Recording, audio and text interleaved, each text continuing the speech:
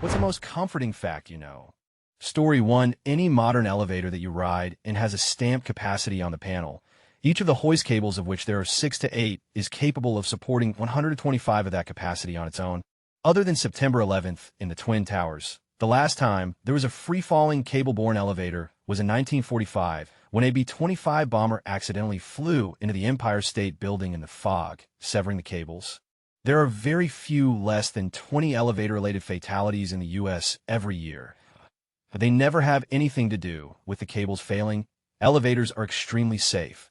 Story 2. Yesterday morning, as I was waking up, I had a bit of an old man freak out. I thought, damn, I'm going to be 45 years old this month. In 5 years, I'll be turning 50. I'm old. This is unfair. Then, as I was putting a pot of coffee on, I thought, I bet my 79-year-old mother would love to be turning 45 again. And it's not like I spent the last 20 years in prison or anything. I've had a lot of lucky breaks in my life. I've got a family that loves me, a job that I like, plenty of gadgets to keep me distracted, and a small group of loyal, like-minded friends. I got the kind of life a lot of people in the world would dream of. Story 3. That no matter how bad it gets, at least you're not trapped in a room full of spiders. What if you're trapped in a room full of spiders? Well, there could always be more spiders. Story 4. 75 of people who are abused grow up not to be abusive. Something I was told by a therapist at some point, and I'm not sure it's entirely accurate, but it is comforting. Story 5. That every human experiences the same emotions and have similar fears for the most part at some point in their life. The fact that I can look into the eyes of someone who I have never met before and know they too have hurt, cried, laughed, lamented, loved, and lost before. While I may feel alone, I know that I am not alone. And while people may look secure on the outside, they are just as lost as I am on the inside. Story 6. That I am not my own, but belong, body and soul, in life and in death to my faithful Savior Jesus Christ. He has fully paid for all my sins with his precious blood and has set me free from the tyranny of the devil. He also watches over me in such a way that not a hair can fall from my head without the will of my Father in heaven. In fact, all things must work together for my salvation, because I belong to him. Christ, by his Holy Spirit, assures me of eternal life and makes me wholeheartedly willing and ready from now on to live for him. Heidelberg Catechism, Lord's Day 1. Story May 7th. Get downvoted for saying this, but that God is directing my path, that even though bad might happen, he knows what's best, and I will emerge a better person than before. That little thought has kept this dude in check. Story 8. I will never cease to exist. Sure, my consciousness may end, but the atoms that make up my body will persist long after I am gone. I am made from star stuff, and to star stuff I will return, eventually. Story 9. Whenever I do anything embarrassing in front of a crowd of people, I remember that they will all die eventually and that they probably won't remember this moment in 5 years' time. So there is definitely no point in me remembering. Story 10. Everything am not makes me everything I am well. Am not a murderer, prostitute, pimp, meth head, thief, crack dealer, or terrorist. Not so shabby if I don't say so myself. Story 11. No matter how much go-getter selfish dicks who hoard money and resources try to save up for the prophecy of some amazing retirement or vacation or investment or whatever, and they don't appreciate the beauty of everyday life, they will never be satisfied when all they care about is what is eventually coming someday and not the amazingness of the little less than later on you have today. Just been on my mind since that's how my dad wassies. Story 12. Not really a fact, but I like thinking that if the universe segments into another at each choice we make, that in one of them my father was never an alcoholic and my mother never got cancer, that somewhere I'm happy. Story 13. That when I die my body will give way to whatever follows, and everything that has ever been a part of me will tumble and dance through time, participating in the creation of countless things living and not earthworms and robins, whales and plankton, sprawling aspen colonies that will live for thousands of years, and the lifeless, desolate seas of dust and sand that will come hopefully long after, when the earth finally dies, organisms that haven't yet evolved, the buildings of my descendants, and possibly my descendants themselves, the earth's water and magma and mountains. It'll meet the sun when it engulfs the earth, and parts of me will give way to new stars and planets, and possibly life after the sun itself dies. That I don't have to worry about benefiting from any of this, that nothing can stop it from happening, that I was loaned these things for even such a short time, that even though it is over for me, it's not over for other things, that is insignificant as I am nothing can erase my existence from the universe or deny my involvement in it. Story 14. That progressives always win in the end, It takes us longer because we don't like to fight dirty, but we do win in the end. We won on slavery, we won on interracial marriage, we won on child labor, we won on healthcare, we won on abortion, and we won on women's suffrage. We're eventually going to win on gay marriage pretty soon, on legalizing marijuana next decade or so, and on getting religion the out of our government hard to tell on this one, as it requires an unjust law to be made and then someone to take that to court. All of this in turn gives me hope that we'll eventually be able to pry our government away from corporate interests and get it working for the people at large again. Story 15, a comforting thought for me politically, is that we've been through most of this bad stuff before. Here's some examples. I'm American, so that's my frame of reference. One, economic crisis, it's definitely bad. And it looks like things could be bad for the foreseeable future, but we had the Great Depression, and we got through that. 2, political stagnation and polarization. It's certainly true that this Congress will have the most filibusters and fewest new laws of any Congress in some time, and their approval level is hilariously low. But then again, once an entire region of the country seceded, and we had a horrifically war about it, this isn't quite so bad. 3, wars abroad. The current wars are winding down, but even at their peaks, we've had worse wars in almost every sense for terror. Go look sometime at the accomplishments of the early 20th century anarchist movement. Sure, they never did anything on the magnitude of 911 in terms of death and destruction, but the number of assassinations and attacks is staggering. 5, immigration. I personally have a statue of liberty policy on immigration. If you're tired and poor, come on in. But whenever people freak out about this, I think back to how this is like the 3rd or 4th immigration panic we've had. It's always turned out fine. Unless you're a Native American, this isn't to defend any of that. You can probably nitpick the details, and I'm doing this off the top of my head, but as bad as things look right now, it's comforting to think we've been through worse, and here we stand. Story 16, that in the end, everyone dies, no matter what that person did, no matter who Husho was, no matter what he achieved, no matter how evil or good that person was, he will die. Life is fair to everybody in this aspect. It doesn't matter how unfair the laws of our society are. In the end, everyone dies. No one can fool or cheat death. Story 17, a little confidence can go a long way. I have a very large penis. It helps because I'm very socially awkward, and I justify talking to beautiful women, and anyone really, by thinking in my head, I may be awkward and nerdy, but I doubt you could handle my massive penis, but I am humble about it outwardly, as it is as much of a curse as a gift. TLDR, it goes a long way. Story 18, when I start to think and get scared about death. I think to myself, there are far worse things than death that could happen to a human in his or her lifetime. I personally would choose death over quite a few things. Story 19, you are more likely to die from a vending machine than a plane crash. You are more likely to die from a shark than a terrorist. I no longer live in Australia, so I don't need to travel there in a plane and then get eaten by a shark. Story 20, death is not to be feared, because it is merely the end of sensation. It's just like going to sleep for some. It may include pain, but that pain goes away eventually. Do not pity the dead, pity the living, and above all else, those who live without love.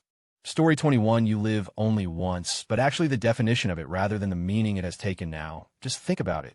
Why let anything hold you down doing something you love? Try things. It doesn't matter if it's something small or huge. If it's something you want, try it. If you end up failing, don't hold too much regret. Learn from it instead. YOLO edit, obviously never do things that will endanger anyone or anything. I know people use this as an excuse to act like complete. Don't do that. Stay responsible. You'll feel better in the morning.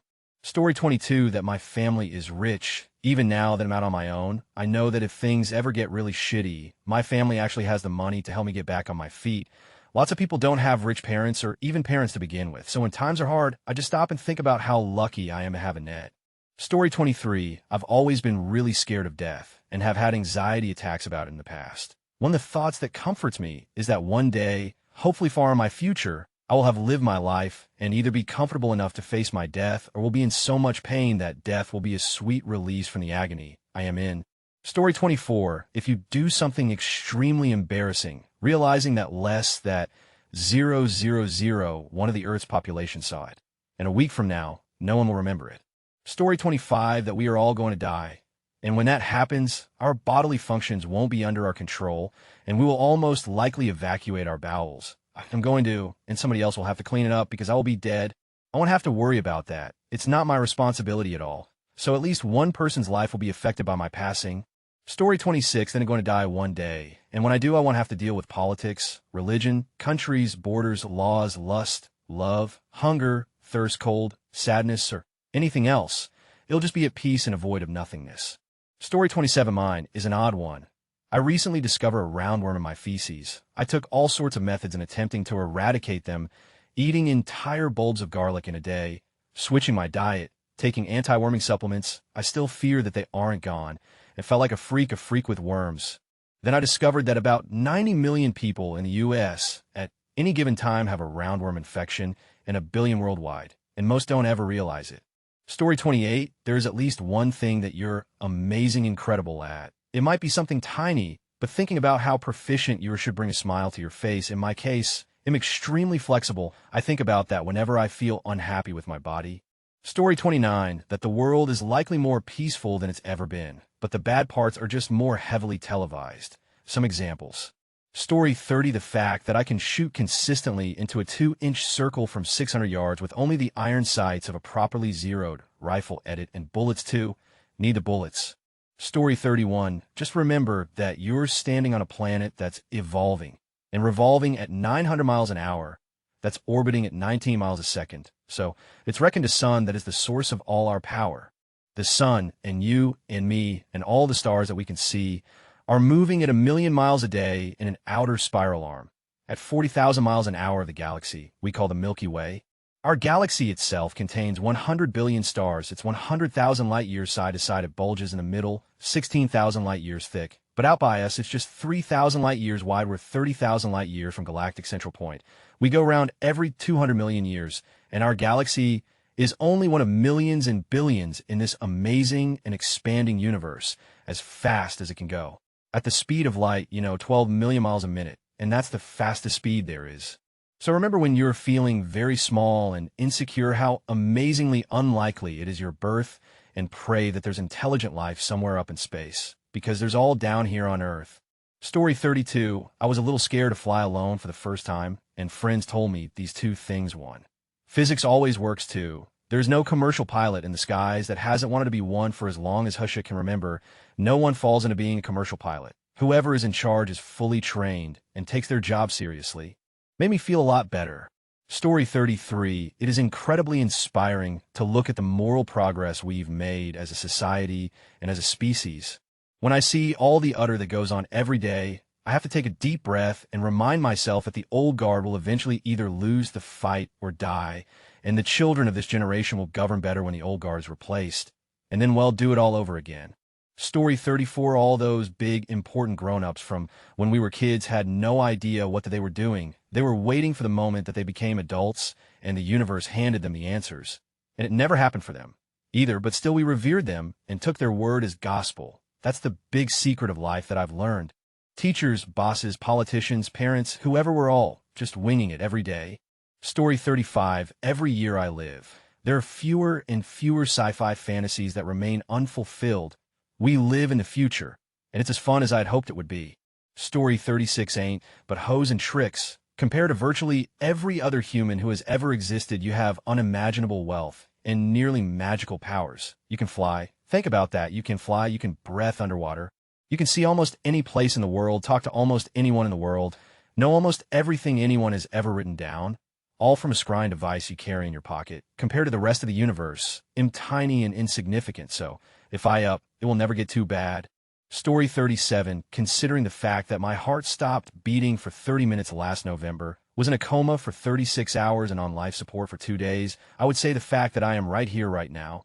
Every minute is a gift. Enjoy it, live it, love it without regrets. Story 38, Kevin Smith at the end of Clerks. There's a million fine-looking chicks in the world. They don't all bring you lasagna at work. Most of them just cheat on you. Story 39, whenever I'm feeling really bad or upset or just hating the world in general, it comforts me to remember that one day I will die and my mind will no longer function and I will no longer have to deal with any more bullshit.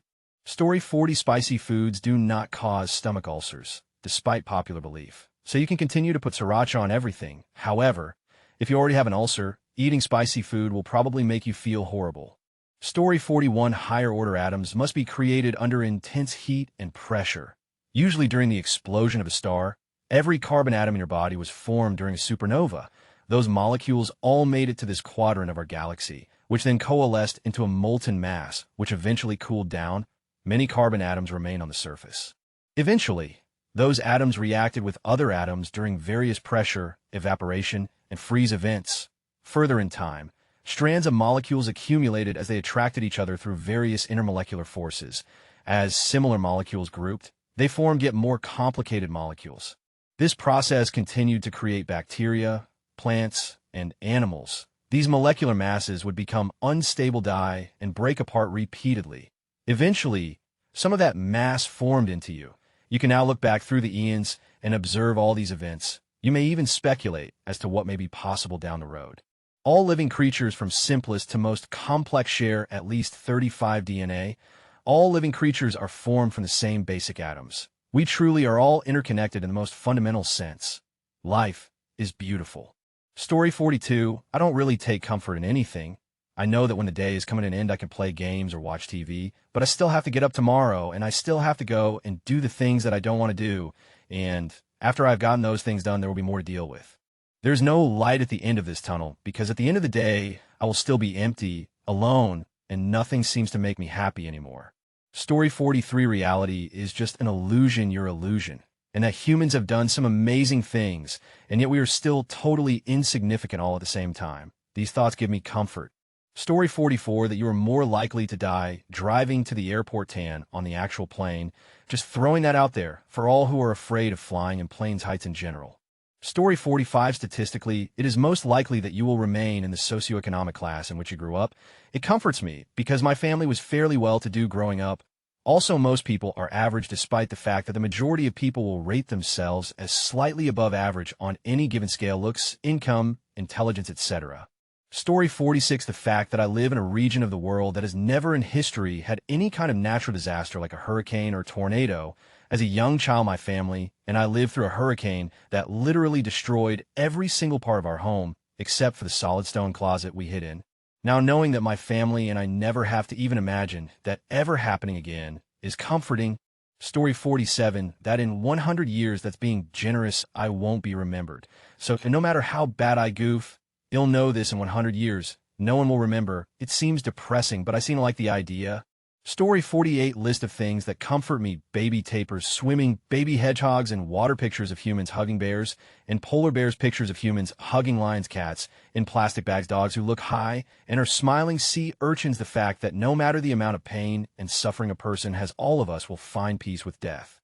Even the amount of damage we are doing to the earth will end, because the earth will die, but we'll all be at peace. No one is going to, we'll just be as comfortable with non-existing as we were in the womb. There's an end, and it's a long time away for most of us. Story 49, be kind to everyone you meet, for they are fighting a hard battle. You're not alone in how you feel, ever. No matter how bad things get, no matter how low you feel, every other human being in existence is fighting their own battle. Your own family problems begin to fade when your close friend tells you his sister cuts and his dad drinks. Your inability to get a job pales in comparison to the uncle who dedicated years of his life to a job, who stole his work and then fired him. It's comforting to know that we're all in this together. And I guess that's what brings people together at times. Allow me to borrow a Brad Pitt song, I'm Alive. Story 50, comforting to me, may not be so to others. But here it is, when we die, likely there's no memory of life or anything to miss. How sweet must it be to let go of everything, to literally not have a worry in the world.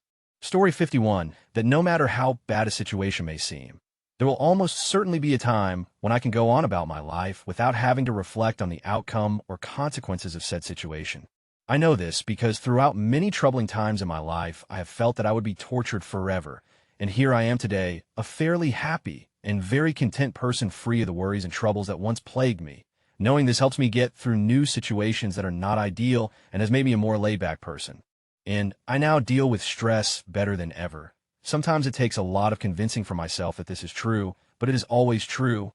Story 52, it may seem silly, but it really comforts me to know how much my closest male friend cares about me. It means a lot to me and has helped me find strength to live when I felt really low due to situations I've been in where it would be understandable if I went crazy. I'd rather not discuss them in this comment, but just small things he has said and done for me have really impacted my life and helped me become stronger in situations where I felt so weak. I consider him my rock. Story 53, that we're all going to die. Everyone, you dead, you'll be eaten by maggots. In just a few short years, I have only one thing to say to you all: go forth and die. Thank you, Nathan Explosion, for your wise words.